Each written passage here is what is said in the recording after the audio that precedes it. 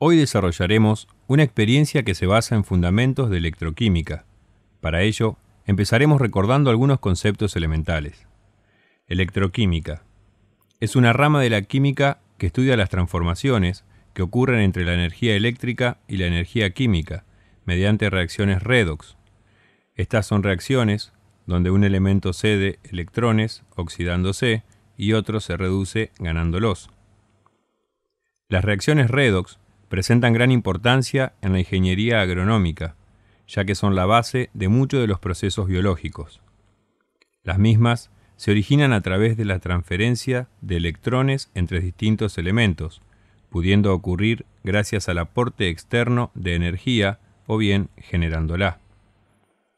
Si una reacción química es producida al aplicar corriente externa, es decir, al generar una diferencia de potencial entre dos electrodos, este proceso se denomina no espontáneo y estamos frente a una cuba electrolítica. Si por el contrario es la reacción química la que genera corriente eléctrica, este proceso es espontáneo y se denomina pila electrolítica. Fue Michael Faraday, físico y químico británico, quien en el año 1834, a partir de una serie de estudios experimentales, habló por primera vez del fenómeno por el cual se produce la descomposición de sustancias químicas en sus elementos por el aporte de corriente eléctrica, proceso que conocemos con el nombre de electrólisis y se da de una cuba electrolítica. Además, formuló dos leyes elementales en el estudio de las reacciones redox. Primera ley de Faraday: la cantidad de sustancia depositada frente al paso de una corriente eléctrica es proporcional a la carga que pasa por la disolución. Segunda ley de Faraday: para una cantidad de electricidad determinada, la cantidad de sustancia depositada es proporcional a su masa equivalente. No olvidemos que se denomina masa equivalente a la masa en gramos que se deposita o libera al circular un mol de electrones. Así, por ejemplo, en la reducción del hierro, tenemos que, para reducir un mol de hierro más 2, el cual pesa 55 gramos, son necesarios 2 moles de electrones, y considerando que cada electrón posee una carga de 96.500 coulombios, la carga total necesaria, Q, será de 96.500 por 2, es decir, 193.000 coulombios. Dicho en otras palabras, para depositar una mol de hierro que pesa 55 gramos, será necesario que circulen 2 moles de electrones y una carga de 193.000 coulombios, por lo cual la masa de hierro depositada por cada mol de electrones será de 27.5 gramos. Ahora bien, comencemos con el desarrollo de nuestro práctico. Como se mencionó al inicio, haremos hincapié en las reacciones no espontáneas, más precisamente en la electrólisis. Para poder producir la electrólisis de cualquier sustancia, es elemental generar una diferencia de potencial entre dos electrodos y de esta manera forzar a que se produzca una reacción redox. En este módulo realizaremos la electrólisis del agua en medio básico, es decir, aplicaremos corriente eléctrica a una solución acuosa y forzaremos la ruptura de la molécula de agua en hidrógeno y oxígeno, ambos gaseosos, tal como lo muestra la siguiente reacción. Donde la reacción anódica en medio básico genera un mol de oxígeno gaseoso, mientras que en el cátodo se produce el doble de moles de hidrógeno, intercambiándose un total de 4 electrones al electrolizar 2 moles de agua. En este proceso, además de ser importante conocer las sustancias que se han producido, es interesante poder cuantificarlas.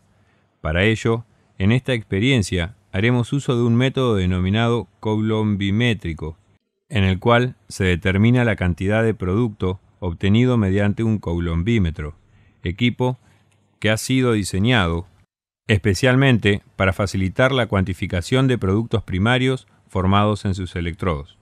Permite calcular la cantidad de gases producidos mediante un descenso de volúmenes registrados en sus columnas de vidrio, ocasionado por la presión ejercida por los gases generados en la reacción.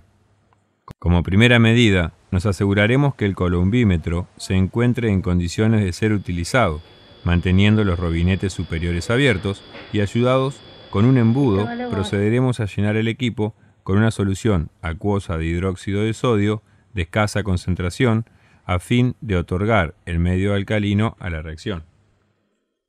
Luego cerraremos cuidadosamente los robinetes a fin de garantizar que los gases producidos no escapen de la columna de vidrio y colocaremos una cinta que indicará el volumen inicial de cada columna del cual partimos. Para comenzar con la experiencia, colocamos cuidadosamente los electrodos positivo y negativo en el equipo para luego encender el voltímetro y regular una intensidad de 0.6 amperes, permitiendo el paso de corriente por 5 minutos. Podemos visualizar claramente cómo ambos electrodos burbujean, lo cual es indicador de la producción de gases. Como ya mencionamos, al electrolizar una molécula de agua, produciremos 2 moles de gas hidrógeno por cada mol de oxígeno. Esto nos permite identificar qué gas se produce en cada electrodo, ya que el volumen de líquido desplazado por el hidrógeno producido es el doble del volumen desplazado por el oxígeno. Si profundizamos un poco más la reacción ocurrida, podemos identificar cuál es el electrodo positivo y negativo, pues el pasaje de oxígeno -2 a oxígeno gaseoso representa la semirreacción de oxidación, es decir, que en este elemento cede los electrones que toma el hidrógeno, quien en este caso se reduce, pasando al hidrógeno +1 a hidrógeno gaseoso. De esta manera, queda evidenciado cómo la columna de vidrio que desplaza mayor volumen representa al electrodo negativo o cátodo, mientras la otra representa el ánodo o electrodo positivo. En esta experiencia, nuestros objetivos serán calcular el número de moles y la presión generada por los gases producidos. Para ello, mediremos el volumen de líquido desplazado en ambas columnas, el tiempo y la intensidad de la electrólisis. En este caso, vemos que el volumen desplazado por el electrodo donde se produjo la oxidación, es decir, la formación de oxígeno gaseoso, es de 15 mililitros, mientras que el volumen desplazado por el hidrógeno gaseoso es de 30 mililitros. Considerando que la cantidad de corriente, Q, que ha circulado se calcula multiplicando la intensidad, y, por el tiempo de electrólisis, T, simplificando las unidades, obtenemos que la carga total circulada es de 180 coulombios.